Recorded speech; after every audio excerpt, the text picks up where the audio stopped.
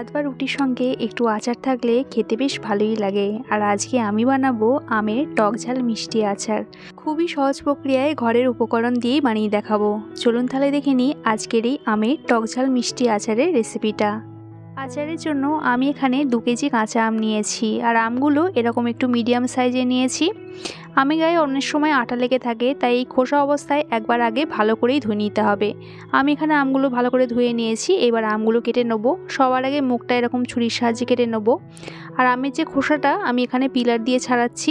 আপনারা চাইলে বটি দিয়েও ছাড়াতে পারেন, তবে পিলার দিয়ে ছাড়ালে খোসাগুলো একটু পাতলা ছাড়ানো যায়। আর এখানে আমি সবগুলো আমি ছাড়িয়ে নিয়েছি পিলার দিয়ে। এরপর আমগুলো পিস পিস আকারে কেটে নেব। আমের পিসগুলো একটু বড় মাপে কেটে নেব, নাহলে আচার করার সময় পুরো কিন্তু ঘেঁটে যাবে।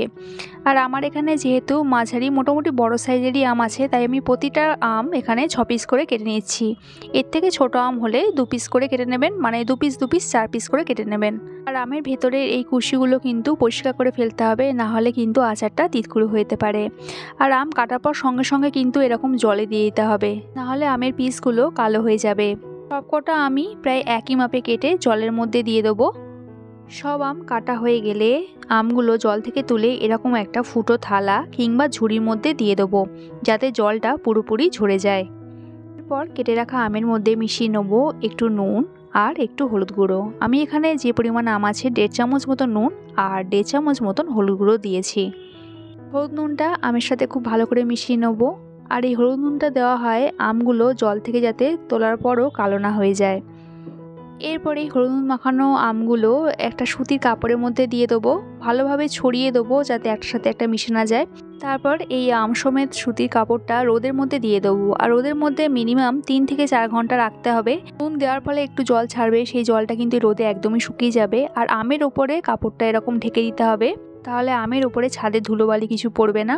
তো আমি এখানে 4 ঘন্টা বাদে আমগুলো ছাদ থেকে তুলে নিয়ে এসেছি, মানে রোদ থেকে তুলে নিয়ে এসেছি।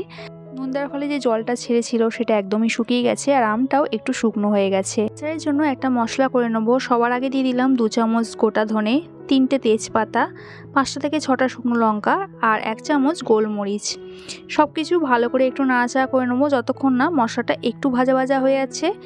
1 মিনিট মতন মিডিয়াম ফ্লেমে একটু নাড়াচাড়া করে নেবো। তারপর এখানে দিয়ে দেবো 2 চামচ মৌরি আর 2 চামচ গোটা জিরে। আবারও সব কিছু ভালো করে একটু নাড়াচাড়া করে নেবো ততক্ষণ না মশলা থেকে সুন্দর একটা গন্ধ বেরোচ্ছে। মশলাটা ভাজা হয়ে গেলে ঠান্ডা করে এটার একটা গুঁড়ো করে রেখে দিতে হবে, তবে শিলে বাটলে ভালো হয় এই মশলাটা। এরপর একটা কড়াইয়ের মধ্যে দিয়ে দেবো গুড়, আর আমি এখানে আখের গুড় ব্যবহার করছি। আচারে ব্যবহারের আগে গুড়টা আগে একটু এরকম লিকুইড ফর্মে আনবো, যাতে গুড়ের মধ্যে যদি কোনো ময়লা থাকে সেটা ছাঁকলে বেরিয়ে যায়। আর আমি এখানে 2 কেজি গুড় নিয়েছি, তবে কতটা কি পরিমাণ আচারে ব্যবহার করব সেটা আমি ভিডিওর মধ্যেই বলে দিচ্ছি। আর গুড়টা এখানে লিকুইড ফর্মে চলে এসেছিল, আর গুড়টা আমি এবার এখানে ছেঁকে নিচ্ছি। আর এখানে দেখুন গুড় থেকে টোটাল কতটা ময়লা বেরিয়েছে।